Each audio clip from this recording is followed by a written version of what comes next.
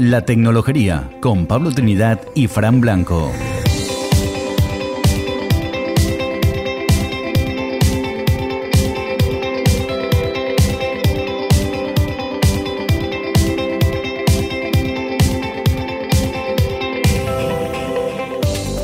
Hola y bienvenidos a La Tecnologería, un podcast en el que damos a conocer a empresas y personajes influyentes en el mundo de la tecnología y que se encuentran en nuestro entorno cercano.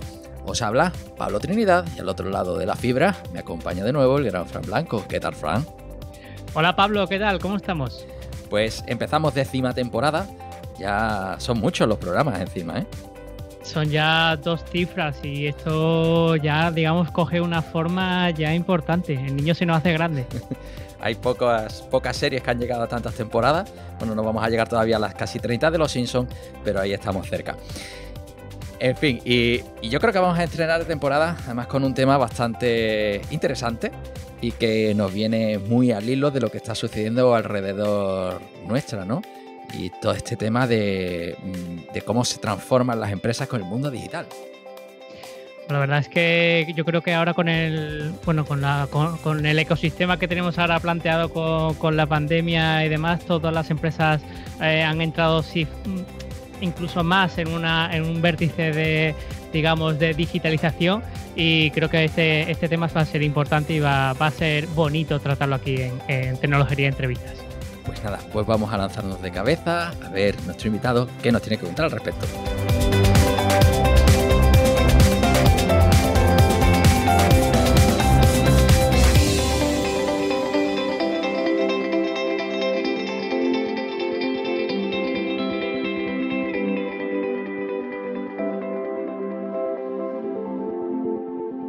En este capítulo, como bien hemos dicho, nos vamos a lanzar de cabeza al mundo de la transformación digital y para ello pues, vamos a contar con Ramón Cabezas, presidente ejecutivo de CAPS Management Group.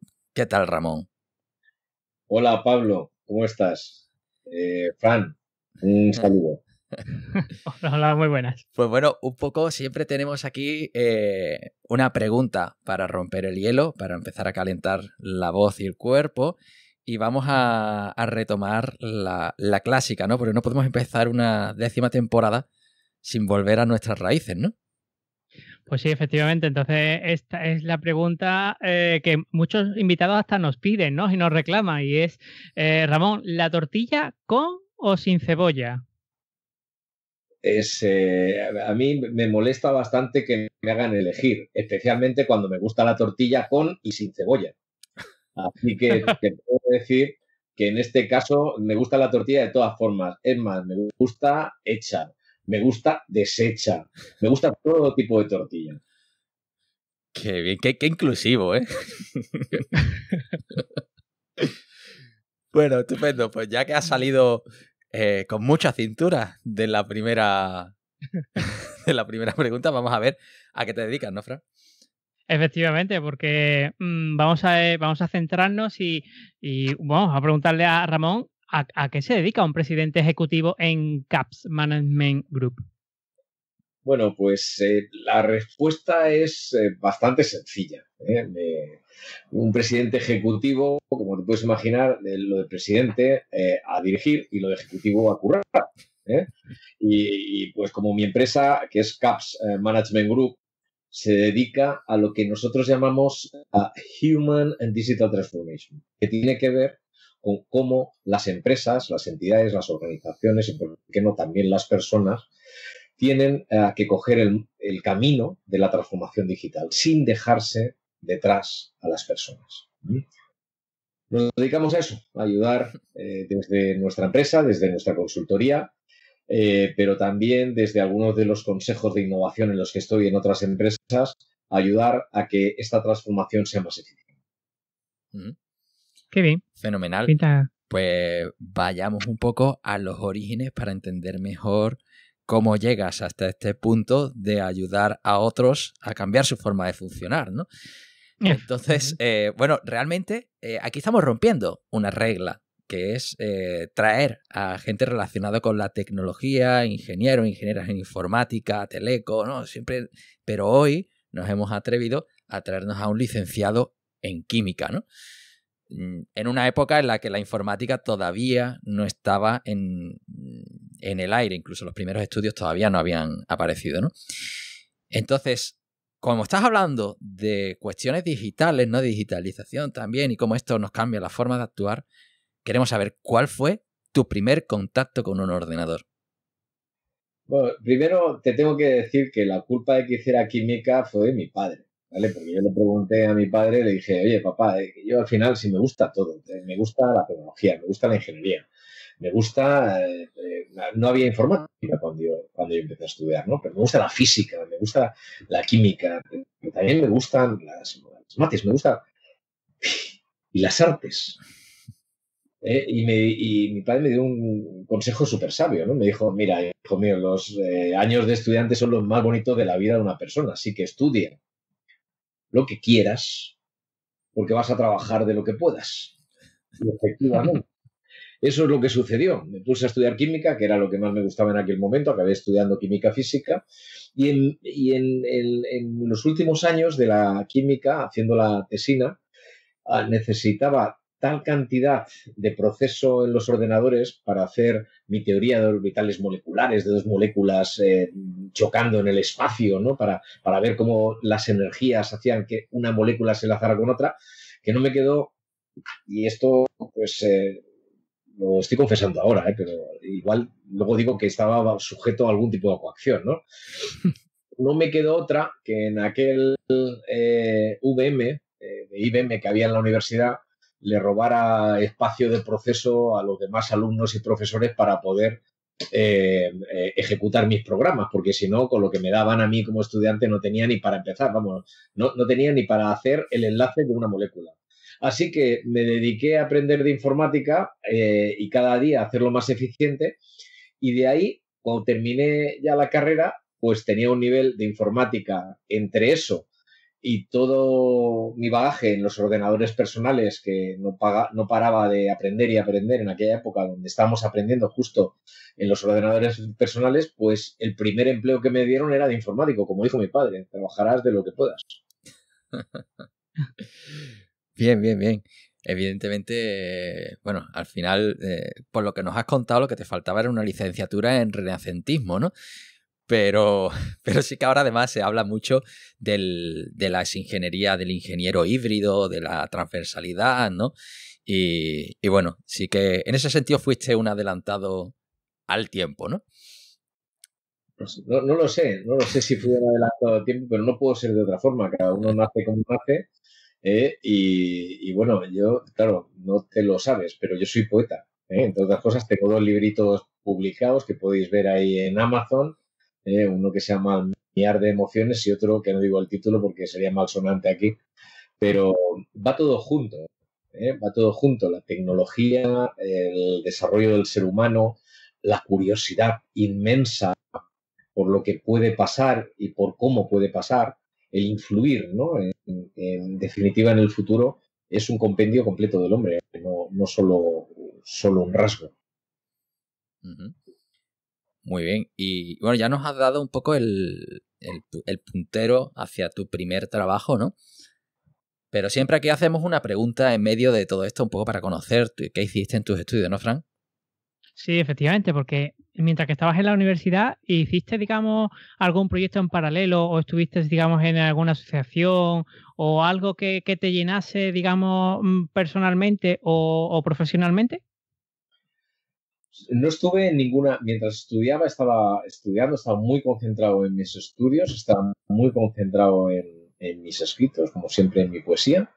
Y lo único que estaba haciendo adicionalmente era programando en todo lo que había a mi alrededor, pero todo muy centrado en lo que estaba haciendo en química física. Es decir, química física requería en aquel momento muchísimo cálculo y entonces yo aprendí informática a base de la necesidad que tenía en programar en cualquier lenguaje que se pusiera a mi alcance, ¿no? Básicamente allí se programaba en Fortran y luego un poquito en Basic y desde luego mucho en Assembler. Uh-huh. Y bueno, entonces, ese primer trabajo, ¿dónde fue y a qué te dedicaste? Pues ese primer trabajo me ficharon en Fuerzas Eléctricas de Cataluña, FECSA, en Cataluña, una empresa energética, que necesitaba contratar gente. No había informáticos en aquel momento. Recuerdo que se contrataban todo tipo de carreras técnicas, ¿no?, para hacer algo de informática, pero no había, la carrera de informática todavía no estaba muy bien definida. Y entonces me ficharon para llevar un departamento técnico, para hacer que todos los temas que tenían que ver con la parte técnica de los ordenadores y las telecomunicaciones de los primeros mainframes que había, pues funcionaran. Y para empezar a meter los ordenadores personales y las redes locales en la empresa. Apenas había nacido. Recordar que yo empecé a trabajar en el año 1985. Y prácticamente pues los ordenadores estaban empezando. Yo recuerdo que un IBM XT, que era una cosa que era muy avanzada en aquella época, pero que era, comparado con otras cosas, pues nada, costaba la friolera de 6.000 euros actuales. Sí. O sea, había coches más baratos que un ordenador, ¿no? Entonces había que sacarle, lógicamente, mucho rendimiento a un ordenador, ¿no? Y a la informática, ¿no?, para amortizar aquellas cantidades extraordinarias de dinero, ¿no? Y para eso me ficharon, para intentar sacar ese rendimiento, y creo que lo hicimos. Bien, ahí además esto se parece mucho a esa parte de la astrofísica, ¿no? El nivel macro y el nivel micro, que al final en los sistemas complejos se parecen mucho. Entonces nos preocupábamos del rendimiento, nos hemos olvidado durante muchos años, y ahora que la computación cuesta dinero, nos volvemos a acordar del rendimiento. Absolutamente. En fin. Bueno, entonces tú sí que empezaste ahí, ya en el mundo profesional, a dedicarte a la informática y tal. ¿En qué momento empiezas a hacer esa transición hacia dedicarte a estos cambios culturales? Porque claro, yo veo que tienes una dilatada carrera, sobre todo en el sector energético. ¿Cuándo empiezas a cambiar ese perfil técnico por un perfil más de gestión? La verdad es que lo empecé a cambiar rápido, ¿no? Porque con el perfil técnico, que ha sido un poco lo nuclear de mi vida, pero rápidamente me hicieron eso que se llama jefe, ¿no? O directivo, muy jovencito. Me ficharon en Endesa, muy, muy jovencito. Me vine a trabajar a Madrid desde Barcelona, y ahí me empecé a hacer cargo de todo lo que tiene que ver con las telecomunicaciones. Y con los sistemas de control. Los sistemas de control de las eléctricas es algo que es un gran desconocido, pero son sistemas de alto rendimiento en tiempo real que hacen que el balance de energía entre el que la produce y el que la está consumiendo, vosotros mismos, yo mismo, ¿no? Nadie pide permiso, ¿no?, para encender o apagar una fábrica o un motor o encender la luz. Sin embargo, la luz, prácticamente a la velocidad de la luz, a la velocidad de los electrones, tiene que llegar desde el que la está produciendo al que la está consumiendo.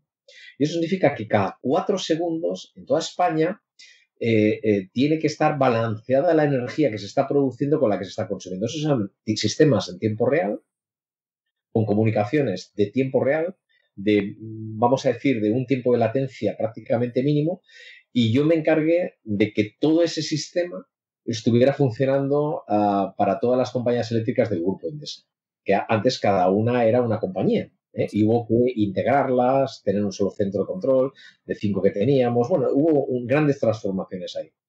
Y luego, cuando yo vi aquello, yo decía, pues, oye, es que esto es muy parecido a la informática, ¿no?, que había antes. Todo el mundo, cuando yo llegué, me decía, no, tiempo real es una cosa, la informática es para administrativos, ¿no? Sin embargo, los sistemas de información en aquella época habían cogido tanta potencia que algunos sistemas de gestión tenían más potencia que los propios sistemas de control, ¿no? E hicimos algo que no había hecho nadie en el mundo, y era integrar esos sistemas de tiempo real con los sistemas administrativos. Fuimos la primera compañía en el mundo, y nos premiaron por eso, en tener integrados los sistemas de información con los sistemas de telecomunicaciones y con los sistemas de tiempo real. Y ahí, bueno, pues al final llegué a ser lo que llamas el CIO, ¿no?, el Chief Information Officer de Endesa a nivel mundial. Me costó un poquillo más llegar ahí, pero esos ya eran niveles de gestión completamente. Y después de ahí, pues en un último tiempo, antes de irme, jugué un papel ya puramente de transformación, ¿no? Porque me nombraron el Chief Digital Officer para transformar los procesos desde un punto de vista digital y humano de la empresa. ¿Y por qué humano? Pues porque años antes formé parte de esos 5 locos que montamos la fundación de Eduardo Punset. En paz descanse, no se dejó ya un tiempo, pero cuyo espíritu sigue ahí. Y yo llevaba allí todo lo que tiene que ver pues, con todo lo que se llama el aprendizaje social y emocional, donde entendimos lo importante que son las emociones para la productividad. Hoy sabemos lo que significan las emociones, ¿no? Hasta hace muy poco tiempo no éramos capaces de... Sabíamos lo que eran las emociones, pero no las podíamos medir. Ahora las puedes ver, ¿no? En una tomografía axial, las puedes ver en un escáner cerebral, las puedes ver en la conductividad eléctrica del propio cuerpo, de tus propios músculos, las puedes detectar, ¿no? Como hacemos nosotros con nuestro software de inteligencia artificial en la expresión de la cara de una persona, puedes detectar hasta 24 emociones primeras las puedes detectar, ¿no? Solo viendo a una persona cómo se comporta.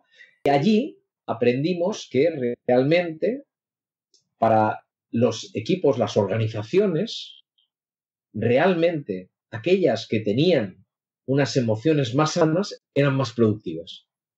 Y esto sabíamos que lo podíamos conectar a través de la tecnología.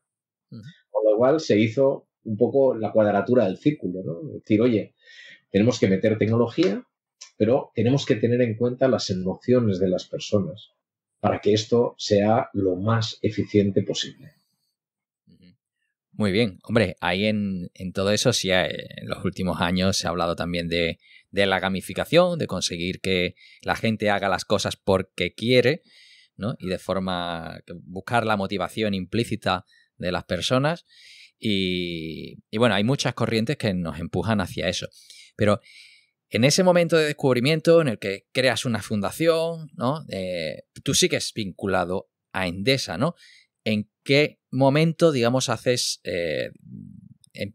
entiendo que empiezas a aplicar esas cuestiones localmente en Endesa o llega un momento en el que ves que encuentras límite? ¿O cómo fue ese intento de cambiar la cultura de una empresa, la forma de trabajar desde dentro, cuando es un mastodonte como Endesa?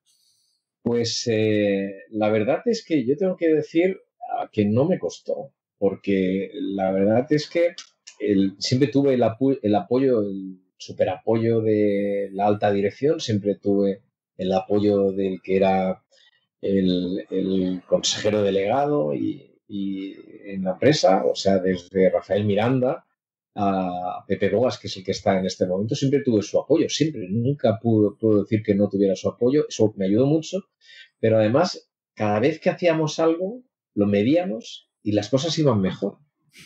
Y cada vez iban mejor y cada vez iban mejor, ¿no? Entonces, esta es la forma, ¿no? de poder hacer las cosas en un sitio que efectivamente es muy complicado y son mastodontes que hay que manejar, ¿no? Pero la tecnología siempre nos ayudó como punta de lanza para cambiar los procesos, para cambiar las formas de hacer y para poder, vamos a decir, tener una excusa para poder potenciar a las personas. No nos ha ido mal. Y yo creo que me preguntabas, vale, y allí estabas así, pero ¿y por qué te fuiste, no? Creo que... Sí, bueno, también hay en esa transición, ¿no? ¿A por qué abandonas ese puesto? Pues mira, lo abandono porque ya eran muchos años ya. Y como casi todo en la vida, no todo, pero casi todo en la vida, cuando llevas muchos años haciendo lo mismo, ves que el horizonte de innovación, el horizonte de cosas que te quedan, habíamos avanzado mucho. El horizonte de cosas que te quedan por avanzar es cada vez más corto, estás cada vez más cerca del límite, ¿no? De lo que se puede hacer. Y no soy una persona de estarme quieto ni de seguir repitiendo toda la vida lo mismo. Entonces ahí, cuando ya al final de mi etapa vi que pues dejaba la cosa muy ordenada y muy encarrilada, aun sabiendo que queda muchísimo por hacer, ¿no? Y que hay muchísimas cosas que se pueden innovar y se seguirán innovando, decidí que todo lo que yo había conseguido, todo lo que yo sabía, ¿no? Todo el valor que yo tenía, podía ser útil para otros sectores. lo de los tiempos, del tiempo real, ¿no? Oye, pues igual se podía aplicar a otros sectores, ¿no? Hay un concepto que yo utilizaba mucho en la fundación con Eduardo, que Eduardo también lo repetía mucho, y yo le decía, lo que importa es tener conocimiento traslacional. Es decir, que lo que haces en un sitio te traslade a hacerlo en otro. Lo que pasó con Vueling, ¿no? Que cogieron todas las ventajas que había del mundo web, del mundo .com, pues del .com, cuando tú esto ya lo haces, aquí dices, oye, ¿por qué no tener una compañía aérea que no tenga aviones, todos en alquiler, y que no tenga tiendas, y que los clientes se saquen su boleto de avión directamente, ¿no? Y no tener tripulación asignada, ¿no? Y no tener un trozo del aeropuerto, ¿por qué no hacerlo, ¿no? Si tengo clientes, puedo hacerlo todo, ¿no? Bueno, pues ese concepto traslacional de todo lo que yo he vivido durante toda mi vida, dije, oye, ¿por qué no me voy a un sitio que ya sea mío, ¿no? Y empiezo a experimentar allá todo lo que creo que se puede hacer en otros sectores. Y básicamente, pues a lo que me dedico es al sector banca, que es para el que estoy trabajando, básicamente, para el sector seguros y para el sector de las telecos. El sector banca y el sector seguros son los dos sectores que más van a cambiar en los próximos años. Ya los estamos viendo cambiar. Pero yo mi empresa empecé hace 5 años ya, casi 6 años va a hacer ahora, ¿no? Entonces, yo empecé en el principio, al comienzo, ¿no? De todos estos cambios, ¿no?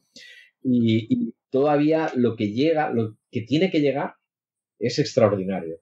Es un nuevo mundo en la banca. Vamos a ver algo que ni siquiera en algunos casos estamos imaginando. Y no te digo nada en el sector seguros, ¿no? Muy bien, hombre, ya aquí sí que me van surgiendo muchas preguntas. Yo creo que vamos a transicionar a la siguiente sección de forma bastante orgánica. Y bueno, antes de meternos un poco más, me ha surgido las personas de una organización. Hay organizaciones que al final son estáticas, que son mastodontes, pero no tanto por la dirección, sino por la misma resistencia de las personas que tienen que ejecutar los procesos, ¿no? ¿Cuál ha sido tu experiencia para intentar convencer del cambio a las personas de una organización grande como Endesa? Bueno, mira, el cambio es a una persona que le va a ir mal personalmente, es muy difícil convencerla de que un cambio va a ir bien para él. O sea, si tú tienes delante de ti a una persona que es el responsable de un call center de 3.000 personas y tú le ofreces la posibilidad de un cambio tecnológico que lo que hace con 3.000 personas lo puede hacer con unos chatbots, con inteligencia artificial y con 200 personas, él con 3.000 personas se ve el tío más importante del mundo. Y cuando viene Jai y lo valora y dice, este tío lleva 3.000 personas debajo de él, es un gran gestor, vaya complejidad manejar a 3.000 personas y tal, y este tiene que ganar X dinero. Y cuando tiene 100 personas, viene alguien, lo valora y dice, hombre, por 100 personas tampoco tendríamos que exagerar, ¿no? Este tío tampoco es tan importante. Y sin embargo, con 100 personas puede ser más importante que con 3.000. Porque eres más eficiente, puedes atender a muchos mejor a los clientes, mucha más cantidad de clientes con alta tecnología, con inteligencia artificial, con bots. Puedes hacerlo mucho mejor y es el más importante. Pero esta persona, si ve que puede perder, no se va a apuntar a esto. Es lógico. Nadie se pega un tiro en el pie metiendo tecnología o cambio en los procesos. Es que esto es de bobos. Entonces tenemos que empezar por dentro. Dentro de las compañías tenemos que valorar a las personas que son capaces de sacrificarse premiándolos y protegiéndolos cuando hacen cambios que son buenos para la empresa y buenos para nuestros clientes. Lo que no podemos hacer es pretender no premiar a la gente que está dispuesta a sacrificarse. Y esto es uno de los grandes secretos que hay en la transformación digital. Porque la transformación digital destruye muchísimos empleos. Mira, te voy a explicar.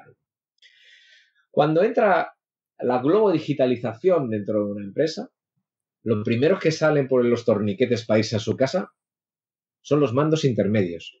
Porque los mandos intermedios son los que en una empresa cohesionan todo aquel tipo de decisiones que no pueden tomar el tasking, la gente de base, ni pueden tomar los directivos que están para la estrategia. Estos son los que se sienten importantes, los capataces, los que se sienten importantes diciendo ahora se hace esto, ahora se hace lo otro. Pero cuando entra la digitalización, esto lo hacen reglas, lo hacen bots, lo hacen la inteligencia artificial, lo hacen los programas, está automatizado. No hacen falta los mandos intermedios, no hace falta que tomen decisiones. Los que mandos intermedios son ahora aquellos que intermedian con la tecnología, aquellos que dicen qué reglas son las que hay. ¿Y tú sabes qué es lo que pasa cuando salen los mandos intermedios por los torniquetes y se van a su casa en el paro? Que lo que hemos destruido son esas personas que viven en un barrio medio, que llevan un coche medio, que llevan a sus hijos a colegios posiblemente concertados. Es decir, nos estamos cargando la clase media. Eso es lo que hace la tecnología. Nos cargamos a la clase media. ¿Y sabes lo que pasa cuando la clase media empieza a sufrir? Pues que entra un nuevo orden social. Y esto es mucho dolor para las empresas, es mucho dolor para la sociedad y es mucho dolor especialmente para todas estas personas que pueden ver y poner en riesgo sus trabajos. Entonces, esto es lo que nosotros hacemos. Irnos a las empresas y decirlo, hazlo de esta forma, porque no solo no causarás tanto dolor, sino que además conservarás a los mejores, además reutilizarás a los mejores, genera planes de salida, genera planes de recolocación. Mira, mucha gente, muchas empresas, yo lo estoy viendo todos los días, paga el doble del coste cuando coge a su gente que ya no les sirve y la saca y vuelve a contratar gente para puestos de menos enjundia, vamos a decir así, que son externos. Lo pagas 2 veces. Sí. Entonces, transfórmalos, porque hoy en día se puede transformar la gente. Con muy poco esfuerzo puedes conseguir muchísimo de ellos, ¿no?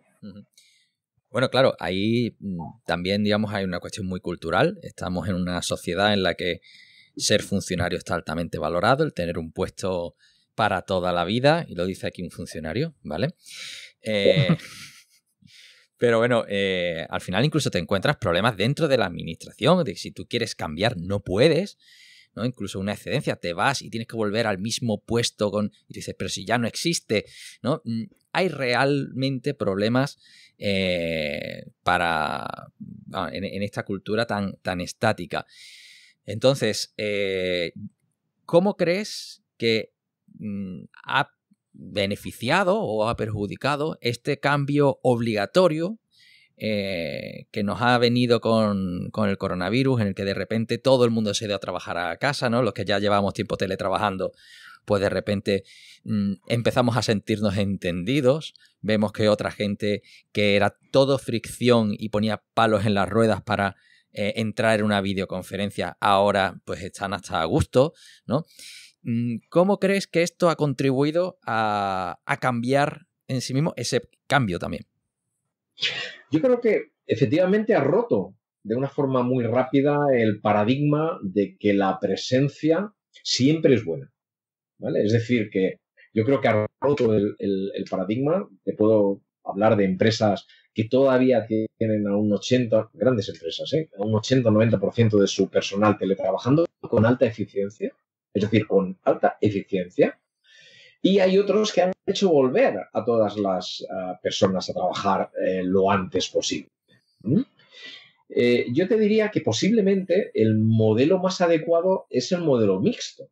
Es, las personas cuando solo teletrabajan y pueden ir a trabajar de vez en cuando, pues están perdiendo algo en el medio. Ahora, sabes que se ha descubierto y están haciendo una serie de estudios, McKinsey es pionera en estudiar este tipo de cosas, lo que llaman el estrés del Zoom. Es decir, oye, es que estar todo el día conectado por videoconferencia me genera mucho más estrés. Resulta que estoy metiendo muchas más horas. Resulta que en contra de lo que yo pensaba, que es que me podía planificar mejor, resulta que no me puedo planificar casi nada, ¿no? Resulta que me están metiendo... Antes era el correo, que casi lo consideraba intrusivo, pero es que ahora me ven en mi casa y me obligan a poner mi imagen, ¿no? Y esto, es decir, existe un equilibrio. Ha ayudado muchísimo en romper antiguos prejuicios de que el teletrabajo no es bueno y no es eficiente y tal. Esto yo creo que casi nadie ya lo pone en duda. Yo creo que casi nadie. Ha ayudado muchísimo, ¿vale? Pero cuidado, porque ya empezamos a ver los primeros síntomas de agotamiento de personas que llevan más de un año trabajando ya en teletrabajo férreo, por el hecho de que la falta de commuting, la falta de relación personal con otras personas, la falta de esos pequeños ritos, ¿no?, que hay en el trabajo, ¿no? No se den, ¿no? Esos pequeños ritos. Y esto es porque, por esto que te decía yo del mundo de las emociones. Es decir, es importante la eficiencia, pero hay otros aspectos. Por ejemplo, hoy ya lo podemos demostrar, que los equipos Agile están funcionando peor en un formato siempre en teletrabajo que en un formato siempre en presencia, o en un formato, funciona mucho mejor en un formato mixto, por ejemplo. Esto ya lo sabemos. Entonces, la balanza, como en todo, se tendrá que reequilibrar. Bien, y es que eso me van disparando ideas, ¿no? Todo esto. Evidentemente, en ese entorno mixto, sí que, claro, hay cosas para las que la presencialidad es buena, hay cosas para las que el remoto viene bien, tendremos que encontrar lo bueno y lo malo de cada uno. Ahora, por ejemplo, reuniones. Oye, es que hay veces que no tienes tiempo ni de ir al cuarto de baño, porque el coste de entrar en una reunión y salir de otra, ¿no?, es cero. Incluso hay veces que se solapa, que estás como hecho hoy, ¿no? Que hemos empezado a grabar y estaba en otra reunión, ¿no? Es que no tengo tiempo ni de estirar las piernas. Pero también hay una parte de camaradería, ¿no? De el tomarte un café con alguien, el cruzarte por el pasillo con la gente, que como llevamos un año, pues digamos que casi que tenemos todavía en el recuerdo el haber hecho eso, y las relaciones sociales que tenemos con nuestros compañeros de trabajo vienen de atrás. Pero ¿y la gente nueva que se incorpora a las empresas? Y esos estudiantes de primero de carrera que ahora han entrado en un formato online y no tienen contacto con compañeros a los que preguntarle, con profesores. Esa gente creo que tienen una peor perspectiva y además una peor sensación de cómo funciona todo esto, ¿no? Pues mira, de esto te puedo hablar en primera persona, porque yo soy profesor universitario también, imparto varios másteres en varios MBAs que hay, y he hecho todo. He hecho presencial y mixto, cursos que estamos haciendo ahora, donde hay una parte online, hay una parte de videoconferencia en tiempo real y hay clases presenciales. Y este último, que lo tiene todo, me parece el más completo. Pero la verdad es que la clase presencial es muy difícil de batir para algunas cosas. Es muy difícil de batir para algunas cosas, ¿no? La interacción, la atención, la presencia del alumno, la capacidad inmediata de preguntar, ¿no? La capacidad de concentración del propio alumno, ¿no? En una videoconferencia, en una clase presencial, no tiene nada que ver, ¿no? Entonces, yo abogo siempre mucho por el equilibrio. El equilibrio me parece algo esencial, ¿no? Y además me parece que es lo más evolutivo, ¿no? El equilibrio estás todo en presencial y existen otras posibilidades, pues no, que no sea todo presencial, ¿no? Existe la posibilidad del teletrabajo, pues que todo sea teletrabajo, o que todo sea cursos online, ¿no? Pues tampoco, ¿no? Porque si puedes hacer algo presencial, eso le añade valor, ¿no? Entonces, lo que sí que me he dado cuenta en este periodo de tiempo donde hemos pasado por, yo creo que tantos estados emocionales, ¿no? Y los estados emocionales pues son importantes. Yo he perdido amigos en esta pandemia. Esto no es una broma, ¿eh? O sea, esto va de que te toca lo más esencial de tu corazón, ¿no? Aquí hay un riesgo claro para la salud de las personas, y esto tiene que, lógicamente, nos ha traído todo este conjunto de emociones que hemos vivido durante toda esta época. Yo creo que nos ha traído y nos ha dejado algo que es fundamental, que es ir al core, centrarnos. O sea, ¿qué sentido tiene estar todo el día reunidos cuando no se toma ninguna decisión? ¿Qué sentido tiene llegar a una reunión sin agenda? ¿Qué sentido tiene terminar una reunión sin conclusiones. Son cosas que en el mundo latino nos cuesta un poco, ¿no? Porque vamos haciéndolo un poco sobre la marcha. Pero o sea, yo que he trabajado en todo el mundo y con todo tipo de culturas, de las latinoamericanas, norteamericanas, suecas, nórdicas, germanas y demás, es muy difícil en otras culturas entrar en reuniones sin un orden. Es muy difícil estar en una reunión y acometer algo que no esté en el orden del día. Es muy difícil ir sin haberte preparado nada, pero es mucho más difícil salir de la reunión y no tener ninguna conclusión. Mira, en la reunión, nosotros una de las cosas que hacemos para transformar a las empresas y a los equipos es explicar cómo te tienes que organizar el tiempo, cómo te tienes que preparar las reuniones o hacer las reuniones, ¿no? ¿Cómo tiene que ser la relación de la empresa? Porque las comunicaciones entre las personas forman parte de la eficiencia de la empresa. La reunión más eficiente se da entre dos personas, entre dos. Mira el tamaño medio de las salas de reuniones. Esto ya te está indicando que hay algo que va mal. Cuando el tamaño medio de las salas de reuniones es de 8, ya te está diciendo que algo no funciona muy bien. La reunión con 3 personas sigue siendo eficiente, pero normalmente hay uno que no decide. Y a partir de ahí, las reuniones con 4 se sobra uno casi siempre. Ya no te digo el resto, ¿vale? Entonces, nosotros estamos diseñando espacios porque sabemos que los espacios de las organizaciones, de las empresas, el espacio define el proceso. Si tú tienes un espacio, tienes un proceso. Si tú tienes otro espacio, tienes otro proceso. Si tú tienes salas de reuniones muy grandes, tendrás reuniones con mucha gente. Y si tú tienes salas de reuniones micro, tendrás reuniones micro. Y es así, porque los espacios definen el proceso. Yo siempre le digo a la gente cuando me dice, ¿pero estás seguro de esto? Digo, vamos a ver, ¿tú en tu casa puedes jugar un partido de tenis o qué? ¿A que no? Pues ya está. O sea, si tienes una pista de tenis fuera, pues juegas un partido de tenis, pero si no, y si la tienes grande, como mucho jugarás al ping-pong. Pero no puedes hacer lo que no está diseñado el espacio y los procesos de un espacio, ¿no? Por eso nosotros abogamos por nuevos espacios, por los open office, pero no estos que se dice y que quedan bonitos y los ponen llenos de colores. No, no. Espacios donde da gusto estar, donde es eficiente estar. Nosotros conocemos una empresa que el sitio donde más se reúne la gente es la cafetería. Por supuesto, la cafetería está abierta cuando se come, cuando se desayuna y cuando no se come y no se desayuna. Y está diseñada así.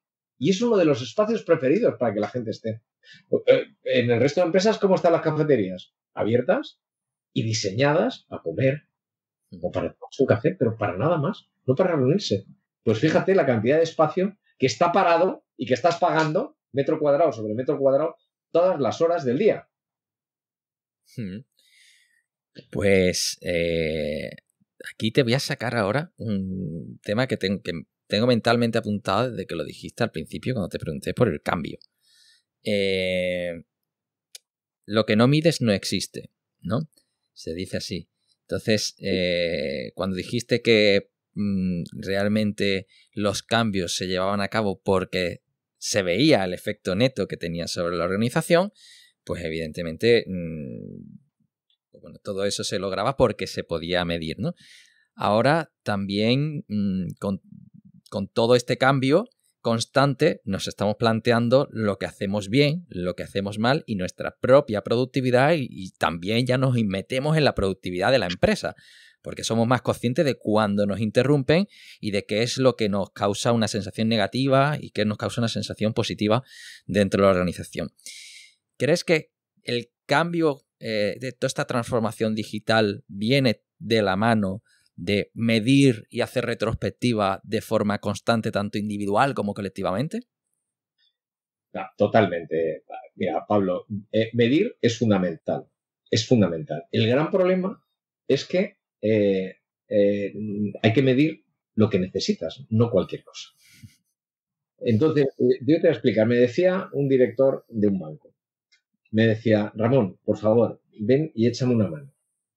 Mira, yo tengo 580 indicadores, KPIs, Key Performance Indicators, de mi proceso, de mi negocio. Tengo 580 KPIs, están todos en verde y yo sé que esto va como el culo. Esto va mal. Y yo decía, están todos en verde. Y me decía, sí, pero yo sé que va mal. Y aquí todo el mundo sabe que esto va mal. Digo, ¿pero tú les pagas porque estén en verde? Y me dijo, sí, claro. Digo, pues estarán en verde. Todos estarán en verde. Y con 580 no hay nadie que pueda gestionar. Entonces, nosotros, por ejemplo, para esta empresa diseñamos un modelo de indicadores que los llamamos VII o VI cuadrado, que significa Very Important Indicator, que significa como el VIP, ¿no? Very Important People, Very Important Person. Oye, aquel indicador que cuando está rojo y nadie lo puede cocinar, nadie se lo baja a una hoja de cálculo y lo cambia, sino que sale automáticamente de un sistema sin capacidad de cocina, sin capacidad de PowerPoint y sin capacidad de Excel. Cuando está rojo, esto va mal.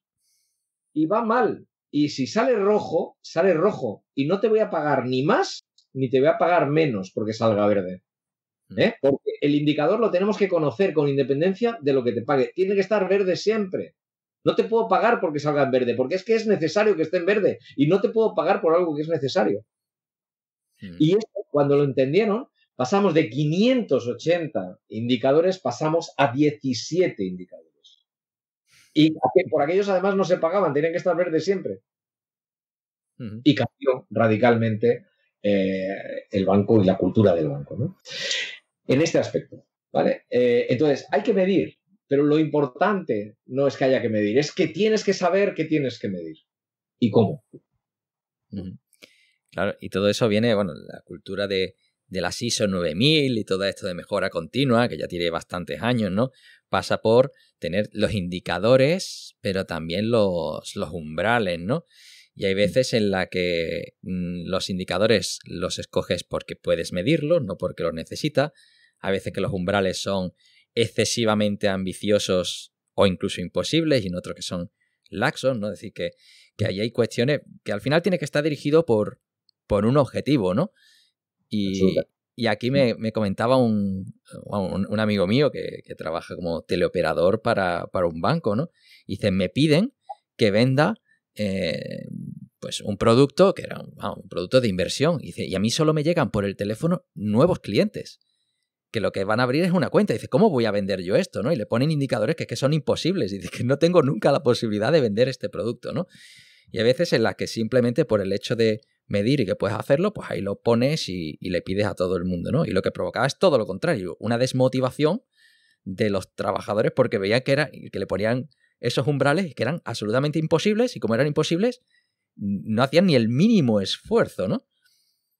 El ejemplo más paradigmático de esto, que pasó y pasa todavía en algunos sitios, aunque esto ya se está corrigiendo, es el indicador de atención media por un call center a los clientes. Es decir, oye, la atención, el tiempo medio en que atendemos a un cliente no debería pasar de 3 minutos. Pues, consecuencia, pues el operador a los 3 minutos te cuelga y se acabó. Claro. Es así de sencillo. O sea, como la calidad va por otro lado, pues vamos con otro lado, ¿no? Y como la tecnología falla, pues habrá colgado, ¿no?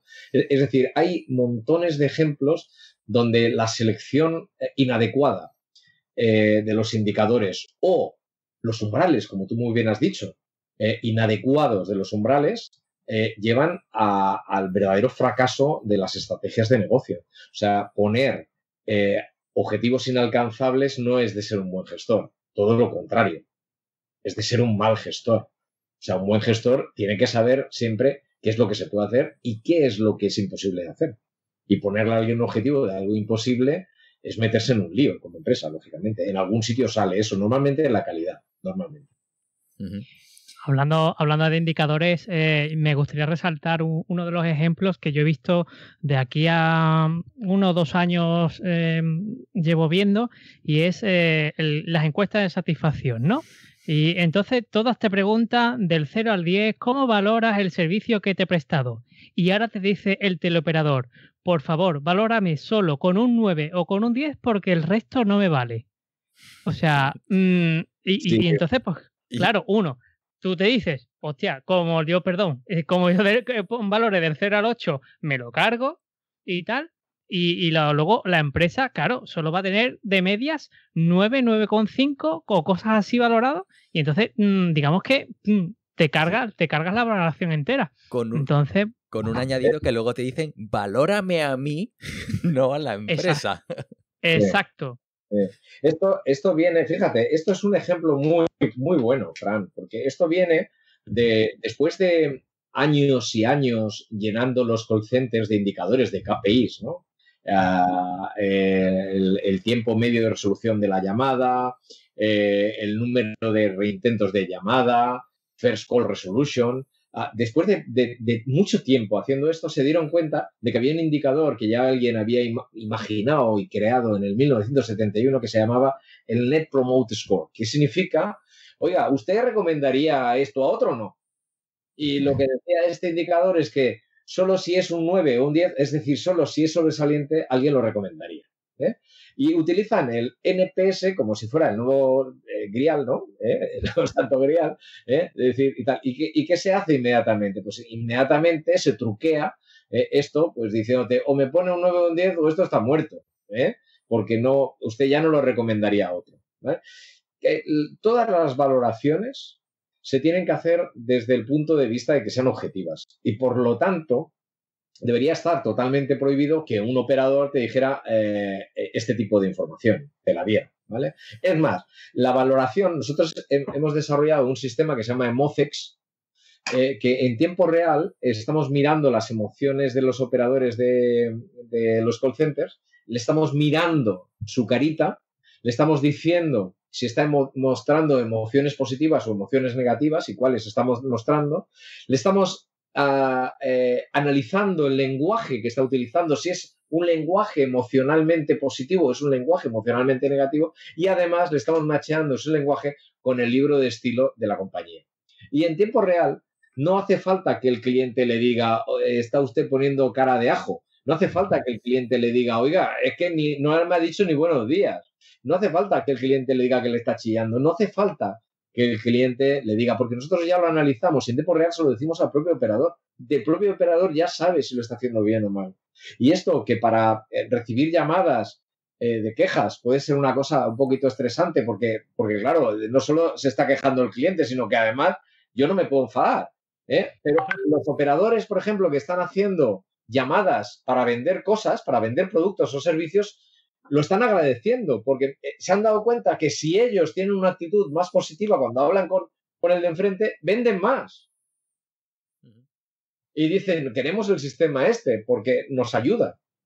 Entonces, todo lo que sea que ayude al que lo está haciendo y no lo fiscalice, es bueno. Entonces, por eso hay que orientar la tecnología y los procesos con esta otra parte que yo os decía que es tan importante de las emociones y humana, ¿no? Al final de la cadena. Porque si no, hablabais antes, Pablo, antes hablabas de las organizaciones, ¿no? Decías, ¿cómo se modifican estas organizaciones en las organizaciones mastodónticas, ¿no? Como, fíjate, yo te lo voy a decir de otra forma y esta reflexión creo que es importante que la hagamos todos, ¿no?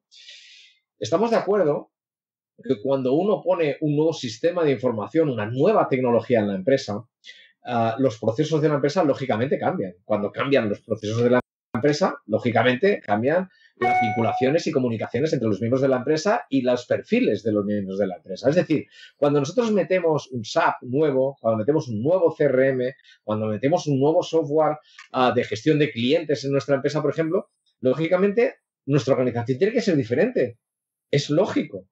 Sin embargo, preguntaros y que se pregunten los oyentes, ¿no? ¿Cuántas veces habéis visto que han puesto un nuevo sistema en vuestra empresa, que han cambiado toda la tecnología durante 5 años y la organización y las personas que mandan en la organización son los mismos haciendo lo mismo que hacían 10 años antes? Algo falla. Porque cuando tú cambias los sistemas, cambias los procesos. Es que los procesos están escritos en los sistemas. Entonces, y te dejan hacer lo que los sistemas hacen. Si tú cambias los sistemas, has cambiado los procesos y dejas la misma organización y no tocas nada, estás dejándote por el camino una parte de la eficiencia que querías conseguir muy importante. Entender esto es la base de entender a transformar la propia empresa y las propias organizaciones. Bien, aquí me salen ya dos vertientes, ¿no? Una que es en cuanto a que necesitamos para intervenir en las organizaciones, que creo que se lo vamos a dejar para dentro de un ratito, ¿no? Y luego, en cuanto a lo que es el mismo cambio de la organización, ¿no? Hay personas que ya habíamos dicho que son alérgicas, que pueden tender a ser alérgicas al cambio, otras que lo aceptan bien, siempre y cuando evidentemente no les suponga un perjuicio normalmente económico, ¿no? Entonces, en esa adaptación a los nuevos entornos, ¿cuál es el perfil que deben tener los trabajadores para adaptarse a este entorno cambiante de organizaciones que van a ir transformándose de forma más o menos continua? Es decir, ya no nos vamos a jubilar con el mismo puesto de trabajo, sino que vamos a tener que reinventarnos varias veces a lo largo de nuestra carrera profesional. ¿Qué perfil necesitamos? Pues mira, yo para esto he acuñado un nuevo término. He acuñado un nuevo término que he expresado en un libro que ha salido publicado hace muy poquito, y el término se llama Wise Workers.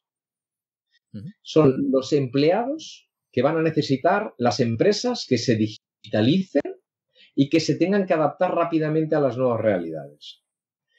Wise viene, lógicamente, del anglicismo que significa sabio. Es decir, los empleados, wise workers, tienen que tener conocimientos. No vale no saber de nada, no vale tener un conocimiento genérico. No, es que con un conocimiento genérico ya puedes gestionar algo. El que de nada sabe, de nada gestiona. Vamos a olvidarnos.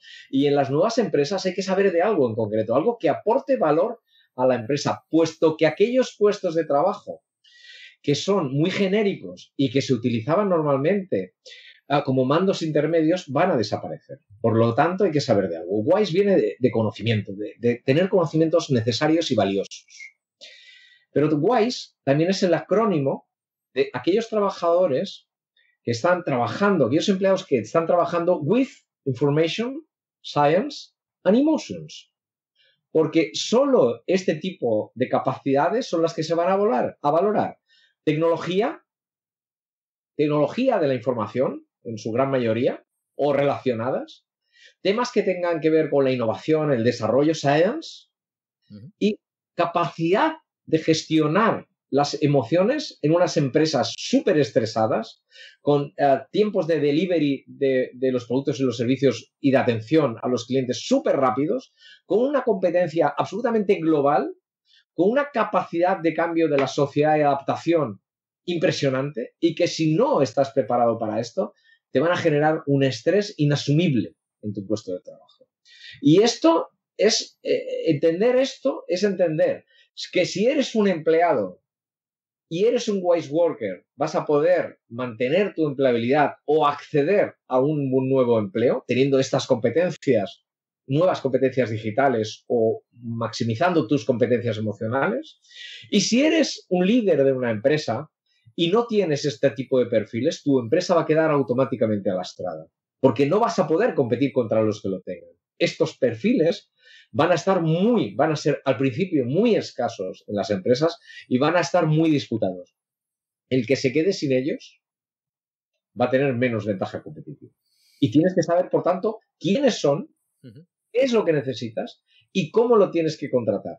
Antes, yo me recuerdo, pues oye, alguien que naciera en mi época y le ofrecieran entrar a trabajar en un banco, vamos, se iba de borrachera toda la noche, ¿no? Porque se lo habían ofrecido. Y ahora no. Ahora la gente no quiere trabajar en un banco. ¿Un banco? ¿Qué me dices? Pero si sois un monstruo, sois un mastodonte, pero ¿qué dices? ¿Hay que ir todos los días a trabajar a un edificio? Que además lo tienes, ¿dónde dices? ¿Fuera? No, hombre, no me digas. No, yo no quiero esto. Yo quiero algo que me motive, algo que me genere una sensación de que estoy en un sitio que permite cambiar el mundo, no un sitio que permite lastrar al mundo. Quiero estar en un sitio donde yo tenga esta capacidad. Y la gente se va a otros sitios, se va a trabajar en un coworking, se apunta a trabajar en una startup sin ningún futuro, pero con muchísima visión de futuro, etcétera, etcétera. Esto ha cambiado radicalmente. Oye, y esto es el terror entonces para la gente de recursos humanos, ¿no? Todo lo contrario. Esto es la maravilla para la gente de recursos humanos. Pero claro, tienen que entender cuál es este nuevo perfil. Me decía una persona de un banco, me decía, oye, no te lo vas a creer. Estábamos a punto de fichar un data scientist y ya cuando estábamos ya para firmar y tal, me pregunta, oye, perdona, es que no te lo... Joder, se me ha olvidado. ¿Me puedo traer a mi perro, no? Y le dijo, ¿cómo? Y dijo, no, claro que no te puedes traer al perro al trabajo, ¿pero qué dices? Dice, pues entonces no vengo a trabajar. No firmo. Pero ¿cómo no vas a firmar? No, es que mi perro, yo no puedo dejar a mi perro todo el día solo en mi casa. Si vengo aquí a trabajar 200 horas, o sea, desde las 8 de la mañana a las 8 de la noche, pero ¿cómo voy a dejar a mi perro solo? ¿Pero de qué estás hablando? Yo a mi perro ahora lo llevo al coworking donde estoy trabajando, en la startup de la que me has querido fichar. Entonces, claro, y tuvieron que llegar a un acuerdo, no de que se llevara al perro, sino que teletrabajara todo lo que quisiera y que pudiera ir a sacar a su perro a mediodía o a las 10 de la mañana o cuando le diera la gana para que su perro no estuviera tal. Estos nuevos valores son los que los recursos humanos tienen que entender. Esto es un ejemplo. Es decir, tienes que ofrecerle a la gente algo más que un sueldo, le tienes que ofrecer a la gente algo más que una gran empresa, le tienes que ofrecer a la gente una empresa en la que le apetezca trabajar. Y esto son muchas cosas, ¿eh? Son muchas cosas. Claro, y eso también viene por el pleno empleo. ¿En qué sentido? Si faltan perfiles, las empresas pasan de ser ofertantes de empleo a ser demandantes de empleo, ¿no? Y yo eso es algo que me he encontrado además con las ofertas de empleo que gestiono en la escuela de informática. Nos llegan muchas ofertas y gente que además está desesperada buscando perfiles y digo, es que empiezas por los requisitos. Oye, y ni siquiera dices el sueldo y es gente que está trabajando. Tú estás pensando que esto es lo que la gente está buscando, lo que está esperando. Nadie se va a parar en tu oferta, ¿no? Y al final me estoy encontrando con... Y bueno, las empresas están empezando a aceptarlo. Incluso ya tienen ese trabajo de hacer ofertas atractivas y que apetezcan ir a trabajar allí, ¿no? Entonces, por eso me refería también al terror de los recursos humanos, porque es una realidad, ¿no? Correcto. Pero fíjate, es una gran oportunidad. Yo he hablado con diferentes directores de recursos humanos de diferentes empresas y todos me dicen, realmente, Ramón, cuando entiendo de tu libro, entiendo el concepto de wise worker, de qué competencias, cómo son estas personas, cuáles son sus aspiraciones, cómo los tenemos que retar para que estén con nosotros, así es como podemos atraer al talento. Porque es un talento que yo llamo cooperativo. No es un talento que está compitiendo con alguien de tu empresa, es un talento que tú no tienes, que tienes que integrar en tu empresa y que te lo tiene que potenciar, ¿no? Y a mí todos los días me da un director de recursos humanos las gracias, ¿no? Decir, oye, gracias porque desde que hacemos las entrevistas buscando esto que tú nos has orientado, estamos fichando talento de la calle y hasta ahora no lo sabíamos hacer.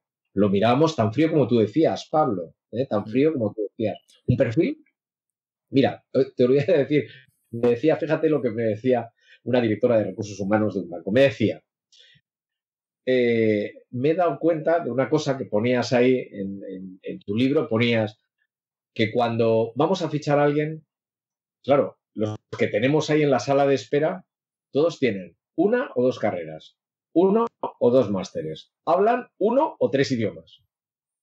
Y la forma en que al final nosotros los contratamos es cuando los miramos a los ojos. Cuando nos dicen algo o les decimos algo que uno u otro nos emocionamos. Y cuando resulta que sus aspiraciones y las nuestras cuadran. Y los contratamos por eso, no por lo anterior, porque lo anterior no empieza a suponer, ya no es algo diferencial. Lo diferencial para estas personas son sus competencias emocionales. Y ahora dime, ¿quién te enseña competencias emocionales? ¿Dónde las pillas? ¿Y qué competencias emocionales le enseñas a alguien que está haciendo recruiting en una empresa para saber atraer a ese talento? Porque no lo atrae con un sueldo solo, lo atrae con algo que le dice. Steve Jobs se trajo a John Sculley, que sabes que era vicepresidente de la Coca-Cola, de la Pepsi-Cola, y un tío súper famoso con la campaña esta que hizo del doble ciego, súper famoso. Apple en aquel momento estaba empezando, era una compañía de ordenadores comparada con la PepsiCo, a nivel mundial, una compañía de mierda. Y este se lo quería traer, ¿no? Marcula y este se lo querían traer. Y el Scali decía que no, que cómo se iba a ir a una compañía de ordenadores, que no sabía ni lo que era eso. ¿Tú sabes cómo lo convenció? Diciéndole, oye, John, tú vas a seguir toda tu vida haciendo bebidas con agua azucarada o te quieres venir conmigo a cambiar el mundo. Coño, y cambió el mundo. Sí. Entonces, eso son competencias emocionales, eso no son competencias técnicas, ¿no? Y por lo tanto es muy importante poderlas entender en este mundo donde la tecnología va de la mano de las emociones. Pero claro, ya no podemos poner el filtro en LinkedIn del perfil que estamos buscando, ¿no? Entonces, a eso me refiero también, que es terrorífico para recursos humanos, ¿no? Porque antes era muy fácil empezar por los requisitos y hacer como con el quién es quién, ¿no? A ir tirando cabecitas, ¿no? Sí. Pero ahora, ¿cómo se...? Algo más complicado. Claro, ahora ¿cómo se acredita? ¿No? ¿Cómo tenemos el B1 de empatía, ¿no? Pero verás, es que yo siempre lo digo a la gente de recursos humanos. Oye, que todo el mundo está a 3 meses a pruebas, ¿eh? O sea, que el tiempo de prueba siempre existe, ¿eh? O sea, que nos podemos equivocar en lo técnico y en lo emocional, ¿no? Y al revés, ¿no? El otro día me decía un chaval que había entrado en una empresa de telecom muy importante, me decía, no, yo me voy. Decía, ¿pero por qué te vas? Dice, porque me aburro. O sea, llevaba 2 meses, pero son 2 meses aburridos. No estoy haciendo nada de lo que me dijeron que iba a hacer. Y todo el rato me dicen, no te preocupes, es que lo que vas a hacer todavía no lo hemos montado. Y bueno, pues cuando lo montéis me llamáis, ¿vale? Que mientras me tenga un sitio donde me pueda divertir. Sí. No, además es que eso mismo que cuentas, yo me fui a trabajar a Deloitte con una promesa de un tipo de proyecto, además basado en tema de Machine Learning en el año 2002. Imagínate lo que había por aquel entonces, que era montar. Es el principio. Y me mintieron. Y tenía una cláusula que no me podía ir antes de un año, sin pagarle 6.000 euros. No, me tenían secuestrado. Pues me fui, sí. Literalmente me fui al año y un día. Así, ¿no? Y se lo dije con tiempo, que me voy porque me habéis mentido, ¿no? Y al final, pues bueno, acabas estando secuestrado y si tienes clara la idea, pues eso es malo para todos. Sí, para el que está ahí y para la propia empresa, ¿no? Entonces bueno, sí que vemos que aquí tienen que cambiar muchas cosas, que pone patas arriba el modelo. Y yo creo que además este año lo que está ayudando es que el mundo lo entienda mejor por necesidad, ¿no? Sí. Y entonces sí que vemos que hay muchas empresas, y supongo que tú desde tu empresa, ¿no? En ese caso de emprendimiento que ya lleva 5 años, si no me equivoco, intentando cambiar las organizaciones desde fuera. Si alguien quiere empezar en este mundo del cambio cultural, incluso ya no de cambiar a otras empresas, sino de cambiar su propia empresa, ¿qué camino recomendarías a nivel formativo fundamentalmente? Mira, si quieres cambiar tu propia empresa, lo primero que tienes que aprender es a cambiar la forma en que cambias. Y me voy a explicar, ¿vale? La forma de cambiar es un proceso. El cambio es un proceso. Por lo tanto, si tú estás acostumbrado a cambiar las cosas de una determinada forma, en el mundo nuevo, en el mundo digital, y en este mundo de globo digitalizado global, esto no tiene ningún sentido cambiar de la misma forma. Yo recomiendo, aparte, lógicamente, que lean mi libro y me contraten, que esto estaría muy bien, pero aparte de eso, yo les recomiendo que busquen la ayuda de gente especializada en el cambio. Hay muchos en el mercado, ¿vale? Hay muchos. Pero que esto no hay formación que te lo dé. Bueno, sí que hay formación, ¿eh? O sea, tú puedes coger, una de las cosas que aconsejo en mi libro es, ¿tú quieres hacer algo en la vida? Sí. Bueno, pues no vayas. Si no quieres ir a ninguna universidad, no vayas. Porque en Internet lo tienes todo y lo tienes gratis. Ahora, eso sí, lo que te va a costar encontrarlo, ¿vale? Y eso sí, lo que te va a costar tener la disciplina para hacerlo, ¿eh? O sea que, por un lado, te estoy diciendo no vas a tener ningún problema de información, pero por otro lado te estoy diciendo, no lo vas a hacer. Porque esto solo se hace cuando la cosa está ordenada. Hay escuelas de negocios que te pueden ayudar mucho a cambiar. Hay formación no reglada dentro de las escuelas de negocios que te van a ayudar mucho. Si yo fuera el directivo o fuera mi empresa y yo quisiera cambiar, yo me iba a una escuela de negocio o a personas que estamos en esto y yo hablaría con estas personas y les diría, oye, yo quiero cambiar. Estos son mis nuevos objetivos. Esta es mi nueva visión. Este es mi nuevo valor.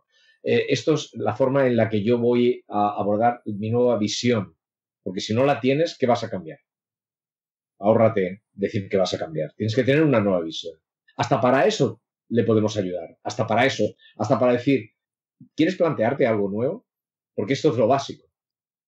Tú no puedes cambiar. Tú no puedes cambiar si no sabes en qué sentido quieres cambiar. Esto ahí nos ha pasado varias veces, ¿no? Si vamos a definir lo que queremos ser y te definen una misión, una visión y unos valores que son inmasticables. Tú imagínate, te voy a explicar de otra forma, ¿vale? Tú imagínate que un Google, cuando nace, hubiera definido su misión en el mundo como vamos a ser el buscador de referencia que encuentre la información por Internet en un periodo de 3 nanosegundos y además que aportemos valor a nuestros internautas en que sea de calidad y, por supuesto, valor a nuestros accionistas para darle la máxima rentabilidad. Vaya mierda de misión, ¿no? O sea, ¿cómo vas a cambiar con esto? Tú imagínate, ya verás qué rápido te lo vas a imaginar, ¿no? Que Google, cuando empieza, dice, nuestra misión es hacer un mundo más pequeño. Joder. ¿Lo han conseguido o no? ¿Estamos en un mundo más pequeño con Google o no? Es que lo tienes en la palma de la mano. Y ahora, ¿tú dónde quieres trabajar? En una empresa que es el buscador de referencia, con todo lo que he dicho, que ya se me ha olvidado, o quieres trabajar en una empresa que va a hacer el mundo más pequeño. Pues está claro. Pero tienes que saber qué es lo que quieres. Y el gran problema es que mucha gente quiere cambiar, pero no sabe qué es lo que quiere. Entonces no puedes cambiar. Claro, ahí en esa definición de la misión normalmente tiene que ser no una descripción de lo que eres, sino de lo que quieres ser. Y correcto, muchos se quedan en lo que eres a día de hoy, ¿no? Bien, bien. Entonces, bueno, evidentemente, a nivel formativo, si alguien quiere formarse, entrar en esto de los cambios y demás, esta pregunta políticamente incorrecta, ¿cómo distingue a alguien que le pueda ayudar de un mentor? O de todos estos vendehumos que hay ahora, porque ahora todo el mundo es coach, mentor y hay asociaciones de, yo creo de que todo pelo. Yo creo que no va de coaching, porque el coaching en este aspecto, ni de coaching ni de lo que se llama digital coach, ¿vale? No, esto no va de esto, no va de que alguien te haga hacer la reflexión hay que hacerla juntos. Los que tienen que cambiar son la empresa, o sea, no va a venir nadie fuera a hacerte cambiar, nunca. No va a cambiar la empresa porque cambien los empleados, o sea, tienen que cambiar la mente de los directivos. Y esto solo se puede hacer con gente, primero, que sepa de cambio, que sepa de transformación digital, que sepa de transformación humana y que sepa y que tenga experiencia probada en hacer cambios en las empresas. O sea, que ya tengan expertise en hacerlo. Lo demás, al final, es un poco lo que tú dices, ¿no? Son vendehumos. En general, puede haber de todo, pero esto tienes que... Tú te la juegas a cambiar si no ves que confías en el que tienes delante. Normalmente las empresas lo que hacen es, oye, ¿y este qué tal te ayudó a hacer esto? Pues bien, entonces te fías, pero si no, está complicado. Y a nivel formativo, yo creo que hay que tener competencias digitales, hay que potenciar mucho las competencias digitales. A ver, no puede ser, ¿vale? Que un superdirectivo de una empresa el mundo digital le pille de perfil. O sea, tiene que saber algo. No te digo que tenga que ir a una escuela de informática, ni mucho menos. pero sí que a lo mejor puede hacer un máster o puede hacer unas sesiones con alguien que sepa de esto, con alguien que sea experto en transformación digital y en transformación humana, que le ayude a poder entender este nuevo mundo, ¿no? Fran. Genial. Oye, en este caso, de tu yo actual, ¿qué porcentaje se lo debes a tus estudios a día de hoy? Pues yo creo, sinceramente, creo que poco. Bueno, perdón. Si te refieres a mis estudios originales, creo que poco. Si te refieres a mis estudios, es decir, si te refieres a mis estudios universitarios, creo que poco. O todo, Claro. porque gracias a ello, pues se cogí esta vía, ¿no? O sea, poco o todo. Pero si te refieres a mis estudios en general, es decir, a todo lo que he estudiado en mi vida, se lo debo todo. Mira, cuando estamos muy cerca de la muerte, solo hay 3 cosas que la gente de la que se arrepiente. 3 cosas, que son el 80% de la gente se arrepiente de estas 3 cosas, ¿no? De no haber dedicado más tiempo a su familia, de no haber aprovechado a algún tren que ha pasado a su lado y no se ha subido a él, por no haber aprovechado una oportunidad, pero claro, eso es a tiro pasado. Pero la que está en número 1, y es increíble que esté en número 1, es a no haber estudiado más. Es estudiar, aprender, es es a lo único a lo que nadie debería renunciar. Todo lo contrario, debería ser una prioridad continua. Yo sigo estudiando como el primer día, sigo leyendo como el primer día, sigo dando clases que me obligan a estar actualizado. Entonces, en este aspecto te diría que se lo debo todo a la formación que tengo. El que de nada sabe, de nada puede prescindir, ¿no? Es muy difícil. Eso mismo además me lo decía mi padre, que siempre me insistía en que alcanzara el máximo nivel posible de aprendizaje, ¿no? Y que me hiciera doctor, ¿no? Porque él se encontró, llegó un momento en el que no pudo progresar en su carrera porque no tenía una titulación superior, si tenía una media, ¿no? Entonces, claro, su insistencia siempre, y eso ya hace bastantes años, iba también en esa línea. Así que por mi parte sí me cuadra, ¿no? Bien. Y luego, perdona, yo creo que pues estudiar informática, también creo que informática tiene que rehacerse, adaptarse un poco a las nuevas realidades, ¿no? De lo que es importante, es súper importante, ¿vale? De una forma u otra, tener conocimientos técnicos en informática, ciencias de la información, etcétera, etcétera, es súper importante. Sí, vamos, de todas formas, aquí yo tengo que puntualizar un detalle desde la parte de vista del alumno, y es que es cierto que el profesor digamos que debe de actualizarse, aunque sí es cierto que algunos planes de estudio pues no se actualizan tanto como deberían. Pero eso es otro rollo. Correcto. Bueno, esto es lo que hace que mucha gente que esté a sí mismo desmotivada. Quiere decir que estudia porque hay que pasar el examen y hay que pasar el estudio para que te den el título, ¿no? Y luego tienes que hacer el máster porque, claro, es que compites contra otros que tengan el máster, ¿no? Y luego tienes que hacer... Y sin embargo, cuando sales, en la parte de lo que has hecho allí dentro que puedes aplicar allá afuera, que es donde te pagan por ello, pues es muy pequeña. Y entonces, al ser muy pequeña, pues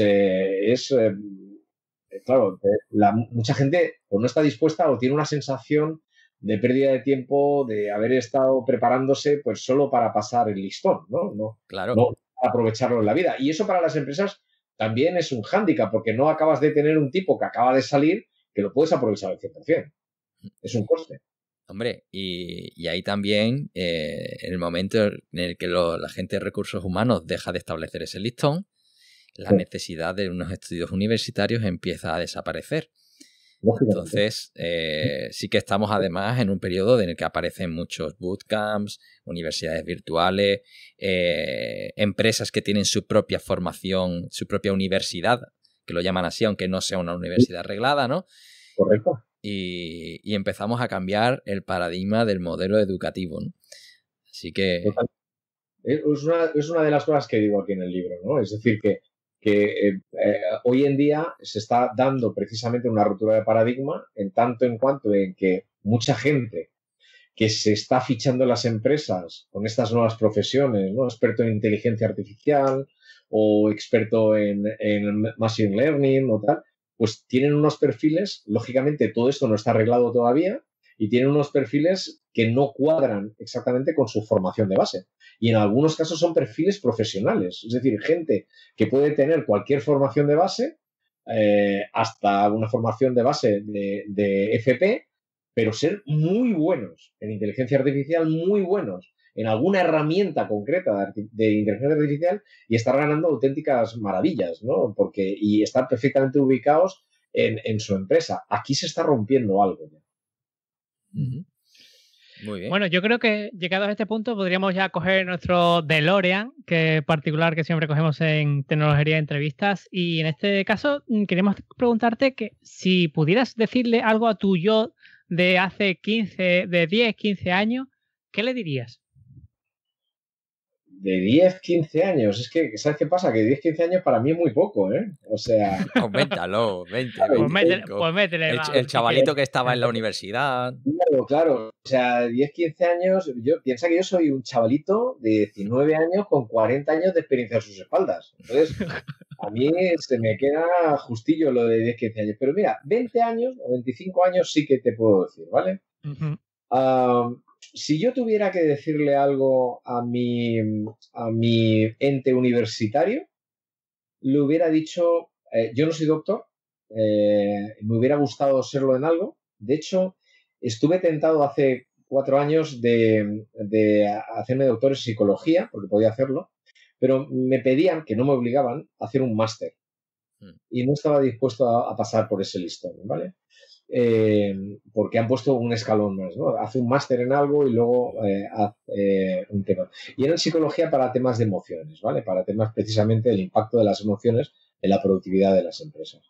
Pero yo le hubiera dicho a mí oye, tío, quédate y termina el doctorado. Yo le hubiera dicho esto. Porque creo que hubiera disfrutado de ello, y para trabajar siempre hay más tiempo. Si le hubiera tenido que decir algo a mi yo de hace 10 años, le hubiera dicho, vete antes de la empresa, vete antes de la multinacional, vete antes a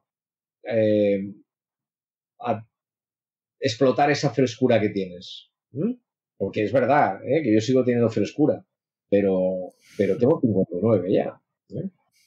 Entonces le hubiera dicho, vete antes, despréndete antes de la gran empresa, que me ha aportado mucho. Yo le debo todo, muchísimo a la Endesa. Me han dejado hacer lo que he querido, o sea, propuesto, y me han dicho que sí, siempre. Entonces no puedo estar más agradecido. Yo he trabajado en una multinacional como si cada cosa que hubiera hecho hubiera sido propia de mi propia empresa. No puedo estar más agradecido, pero no era mi propia empresa. Y ahora sí que lo es. Hubiera dicho, vete antes. Y yo creo que no le hubiera dicho mucho más a mi yo antes.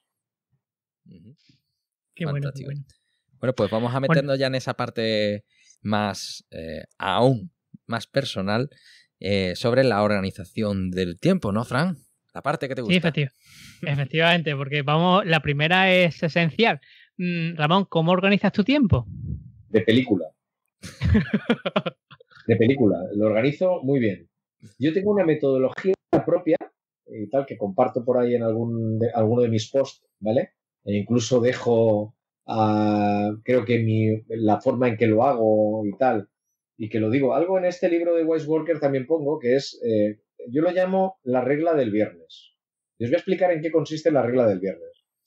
La regla del viernes consiste en rellenar el viernes por la tarde, cuando ya he terminado toda mi actividad, en rellenar una hoja de cálculo que tengo yo, pero puede ser un papel o cualquier cosa, con lo que voy a hacer el lunes por la mañana de la siguiente semana, lo que voy a hacer el lunes por la tarde, lo que voy a hacer el martes, no es, ojo, no es lo que tengo en mi agenda previsto, sino lo que quiero hacer, lo que quiero obtener, cuál es el objetivo de mi vida de terminar el lunes. Y eso son cosas profesionales, pero son cosas también personales. Tengo una metodología para hacerlo, tengo una forma de hacerlo, ¿vale? Y mi hoja de cálculo habla de qué tengo que hacer. Es decir, ¿por qué la llamo la regla del viernes? Porque cuando yo termino el viernes por la tarde, ya tengo programada toda mi siguiente semana. He revisado antes de programar mi semana siguiente, he revisado cómo me ha ido lo que dije que iba a hacer el viernes anterior, cómo me ha ido. Los primeros viernes me tardaba pues 40 minutos en hacerlo. Ahora tardo un cuarto de hora exactamente, porque lo tengo por la mano. Entonces, el viernes cuando yo termino de decir qué es lo que voy a hacer el lunes, lo que voy a hacer el martes, lo que voy a hacer el miércoles, lo que quiero obtener el jueves, qué objetivos quiero obtener.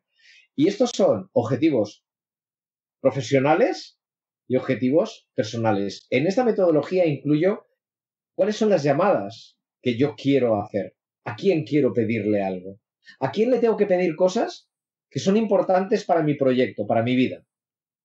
Pero también incluyo cuáles son a las personas a las que yo puedo ayudar, que está en mi mano ayudarlas, aunque no me lo pidan, pero yo me siento bien. Mucha gente se siente bien ayudando, yo soy una de ellas, ¿vale? Y me apetece hacerlo. Además, añado en esta metodología mía una frase motivadora para toda esa semana. Algunas las cojo, otras me las invento, ¿vale? Y con todas ellas estoy construyendo un libro, ¿vale? Que en algún momento publicaré, pues me pongo una frase que es la frase guía que me da durante toda esa semana, ¿vale? Por ejemplo, no sé si... Mira, hay una que no sé si es mía o no, pero es o tienes un sueño o tienes un dueño. Y eso, pues eso me lleva toda una semana a pensar que lo que tengo que hacer es soñar para liderarme, ¿no? Para saber que yo soy el dueño de mi propia existencia. Además de eso, lo que hago es, vuelvo a decir, construir también un espacio que es mío, única y exclusivamente mío cada día, que no le pertenece a nadie, solo a mí, y por lo tanto está reservado para mí. Puede ser un cuarto de hora o puede ser una hora, pero es lo que he dicho que sea, no es lo que no he dicho que sea. Si yo digo que el jueves por la tarde voy a tomarme un tiempo para leer o para leer algo, ya pues sea un libro de poesía o sea tal, yo el jueves por la tarde lo tengo previsto y lo hago. Y en ese momento no hay nadie que me pueda interrumpir porque ya estoy ocupado. Es como ahora, mientras estoy hablando con vosotros en este fabuloso podcast, yo no estoy hablando con nadie porque lo tenía programado. Pues lo mismo hay que hacer para la vida personal, ¿no? Y bueno, ¿cómo me planifico el tiempo? De película. ¿Cuál es mi productividad? Pues es muy elevada. Yo hago muchísimas cosas. A veces miro para atrás y digo, madre mía, no puede ser. Y porque claro, esto es como caminar, ¿no? Tú vas caminando y te das cuenta de lo que has caminado cuando miras para atrás, ¿no? Uh-huh. Y dices, pues sí que estoy lejos, ¿no? De la casa y venía a dar un paseíto. Vale, entonces la retrospectiva es importante, ¿no? También para saber si te has desviado o no. Supongo las primeras veces pues sería absolutamente caótico y el día a día te iba comiendo hasta que empiezas a tomar control y lo único que haces es disfrutar de las vistas, ¿no? Correcto. Entonces, bueno, y aquí siempre hacemos una pregunta, porque en nuestra visión, bueno, normalmente intentamos hacer entrevistas a personas que generalmente les ha ido bien en la vida, ¿no? Se habla de personas de éxito, ¿no?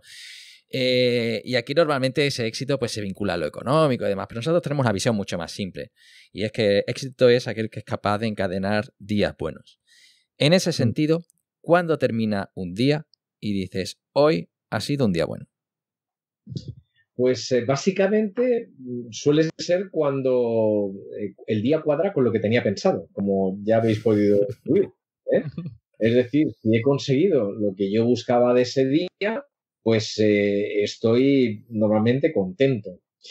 Pero tiene que haber algo más, ¿vale? Porque esto no es un tema de objetivos, ¿no? Tiene que haber algo que haya pasado en el día que me haya gustado, que me haya hecho sentir bien. Y esto suelen ser pequeñas cosas.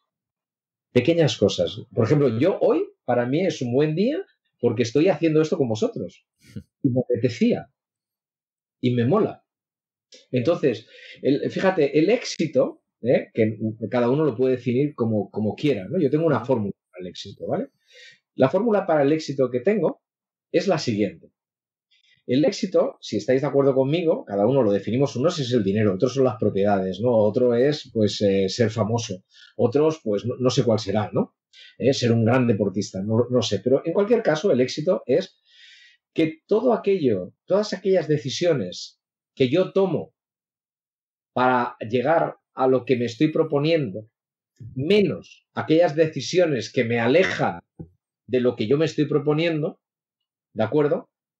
Me acerque lo más posible. Por ejemplo, si a mí me gusta mucho el dinero, trabajo y soy un alto directivo y gano muchísimo dinero, como lo que a mí me gusta es el dinero, pues todas las decisiones que tomo para ser un alto directivo me van a acercar.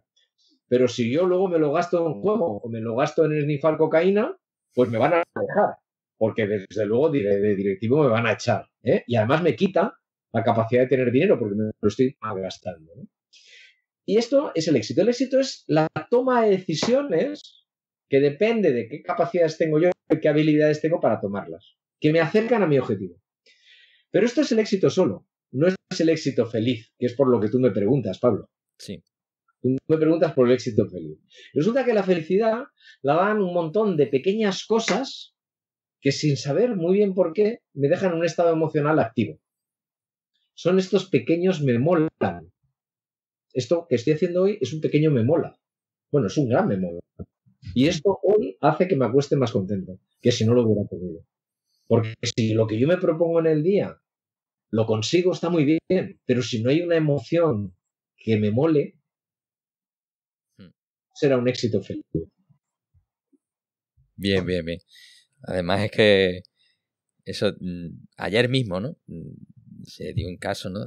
Tenía una tonelada de correos acumulados y había uno que me acababan de mandar, que tendría que responder el último, ¿no? Pero era de un padre desesperado porque su hijo no había aprobado nada en el primer cuatrimestre y era una llamada de auxilio y le llamé personalmente y digo, mira, es que me apetece hablar, pero al final tú dices, ¿para qué estás aquí, no? ¿Qué estás?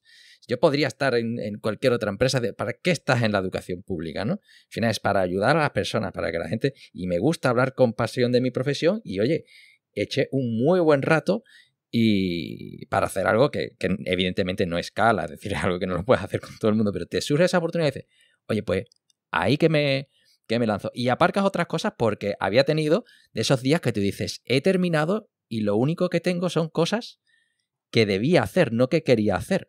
Y daba la casualidad de que ayer por la mañana, en otra revisión de mi sistema de productividad, intenté separar eso, lo que quiero hacer de lo que debo hacer, ¿no? Pero al final te das cuenta de que acabas el día únicamente apagando los fuegos de otros, resolviendo las cosas que van a explotar, ¿no? Y corriendo y en un estrés que tú dices, ¿y esto para qué? Correcto. Pues si cada uno tiene al final, bueno, esto lo que sí tenemos que hacer es el ejercicio constante de plantearnos a dónde queremos ir, y por eso cada vez que le preguntamos a alguien, incluso hemos tenido casos en los que hemos traído 2 veces al mismo invitado y nos ha dicho que ha cambiado por completo su sistema de productividad, ¿no? Es algo que todo... Yo lo llevo haciendo en los últimos 25 años. Cada viernes gasto, ahora un cuarto de hora como mucho, pero es todos los viernes, gasto un poquito en planificarme, en saber qué es lo que uno quiere. Y te voy a decir una cosa, tiene una ventaja adicional. Y es que en el momento que terminas de esto, el fin de semana lo tienes liberado. Porque ya lo tienes en la cabeza, ya no lo tienes esto, lo tienes en un papel. Y te has quitado ese pensamiento recursivo, ¿vale? Yo no sé si sabéis cómo se llama, eso se llama efecto Obiotskina, ¿vale? Es una doctora que descubrió que cuando tenemos una tarea por terminar, tratamos todo el rato vamos a intentar acabarla. Entonces, cuando tú no tienes claro qué es lo que tú quieres hacer la semana que viene, no lo tienes todo planificado, pues estás todo el fin de semana pensando, ¿y qué es lo que tengo que hacer? Bueno, luego, ¿y qué es lo que tengo? Bueno, luego, ¿y qué es? Y no desconectas. El poder del papel. El En poder fin. de- ¿Cómo nos libera? Bueno, y vamos ya pues a una de las últimas preguntas ya del podcast y en este es, ya nos has dado alguna pincelada por ahí durante el podcast, pero Ramón, ¿a qué dedicas tu tiempo libre? Bueno, pues escribo poesía, escribo novelas, escribo algún libro, pero básicamente mi tiempo libre, ese que gasto más a gusto, ¿vale? Lo gasto navegando. Ahora hace tiempo que no navego, pues soy navegante, soy capitán de yate, regatista. Entonces, podríamos decir que ese es el tiempo. La verdad es que estando en Madrid, pues ahora es complicado. Además, tuve una lesión de pierna, pues que tampoco me facilitó esto. Y luego, pues oye, que todos mis amigos se hacen mayores también, ¿no? Y entonces, pues esto no. Ir en un barco pues, tiene su emoción. Y también hago una actividad que me gusta mucho porque es una actividad que permite mantener un equilibrio mental extraordinario, y es que hago tiro olímpico. Hago tiro olímpico, el tiro con pistola estándar de calibre 22 o calibre 9, pero básicamente es tiro de precisión. Y el tiro de precisión, pues yo creo que para que lo podáis entender, los que hayáis leído El arquero de Paulo Coelho, entenderéis, que habla de los arqueros japoneses, ¿no? Entenderéis que el tiro, pues al final es un ejercicio de equilibrio, ¿no? Es un ejercicio de paz interior, es un ejercicio de absoluta concentración, es un ejercicio de paz, ¿no? En el momento en que disparas, cualquier mínima vibración, cualquier mínimo desajuste entre tu cuerpo, tu mente y lo que estás haciendo, pues hace que hierres el tiro. Entonces, pues yo creo que es una cosa pues, que me acompaña, que me apetece y que me permite hacerlo más a menudo, porque me subo aquí a la Federación Madrileña de Tiro y en cualquier momento puedo cambiar el chip, ¿no? Qué grande. Yo soy lector de Paulo Coelho y claro, este se me había perdido a mí, el arquero. Así que me lo apunto y demás y me lo apunto en el to-do. Es un libro que se lee muy rápido y que, bueno, pues hace una serie de analogías de lo que es el arquero con la vida, con una vida orientada, con una vida de paz, con una vida completa. Y eso mismo del arquero, pues lo hago yo, lógicamente, pues no con un arco, que podría hacerlo, pero yo no tengo esas aptitudes, sin embargo, pues para el tiro tengo más aptitudes. Vamos, al más estilo Coelho, totalmente. Además, esto nos permite transicionar a la última pregunta, ¿verdad? Efectivamente. Porque si nos puedes recomendar algún libro, película, serie, actividad, en este caso preferentemente con tu ocio, ¿cuál sería? Ya nos has dejado caer alguno más, pero bueno, si quieres añadir alguno relacionado ya con tu sector, bienvenido es. Pues mira, yo os recomendaría relacionado con mi ocio, ¿vale? Os recomendaría una serie que no sé si habéis visto, que se llama Years and Years. ¿No? Es una serie británica donde se producen una serie de acontecimientos durante los años, ¿no? Donde está presente pues, temas muy relacionados con el orden mundial, con los temas de inmigración, con los temas que hoy tenemos en la vida y que se prorrogan en una familia amplia, ¿no? Donde hay temas políticos también en el tema, y te da una perspectiva de cosas que pueden pasar, de por qué pueden pasar, de cómo pueden pasar, que conecta mucho con la realidad que estamos teniendo en este momento. Me parece una serie de las series, es una de las mejores series que yo he podido disfrutar. Luego os aconsejaría una película muy antigua de Kathleen Turner, y no me acuerdo ahora del actor, que se llama Heat Body, que es calor en el cuerpo, fuego en el cuerpo, perdón. Traducida al español creo que es fuego en el cuerpo, Heat Body. Y es una novela negra que me parece extraordinaria, con un final flipante y que te da mucha idea del comportamiento humano, aunque sea una novela negra. Y luego, por no irme solo al ocio, porque para mí mi trabajo también es un placer, yo recomendaría un libro que me parece extraordinario y que te da una posición de dónde van a estar las nuevas fuerzas del futuro a nivel mundial, que se llama Superpotencias de la Inteligencia Artificial. Que me parece que para todo el mundo que estamos en este mundillo nuestro, y además tienen que leer, es de Kai Fu Lee, ¿vale? Es un tipo pues, que básicamente, siendo un niño pequeño, cuando empezó a oír hablar, ¿no?, de esto de la inteligencia artificial, ahora es uno de los máximos expertos, se preguntó, cuando la inteligencia artificial haga lo que tienen que hacer los humanos, ¿qué harán los humanos? Y cuando habla de las superpotencias de la inteligencia artificial, pues habla de que quien tenga, vamos a decir, las primeras tecnologías de la inteligencia artificial, quien desarrolle primero estas tecnologías y las empiece a aplicar, va a dominar el mundo, ¿no? Es decir, que la geopolítica va a pasar, una parte de su peso más importante va a estar ahí. Y pensemos que la inteligencia artificial, los ámbitos de aplicación de la inteligencia artificial son todos los del pensamiento humano. Es decir, tiene que ver con la seguridad mundial, tiene que ver con la capacidad armamentística, tiene que ver con la capacidad de atención en todos los ámbitos, por supuesto tiene que ver con la robótica, y bueno, pues la verdad es que es un libro que cuando lo lees te rompe algunos de los paradigmas, o por lo menos te ayuda a pensar más centrado en esto que nos parece un poquito abstracto, ¿no? Y para mí es muy recomendable. Pues ahí nos llevamos unas cuantas paladas de recomendaciones, como decimos normalmente. Nos vamos con deberes de esta charla, muy interesante, ¿verdad? Y bueno, esperemos que te hayas echado un buen rato, como ya has dicho, Ramón.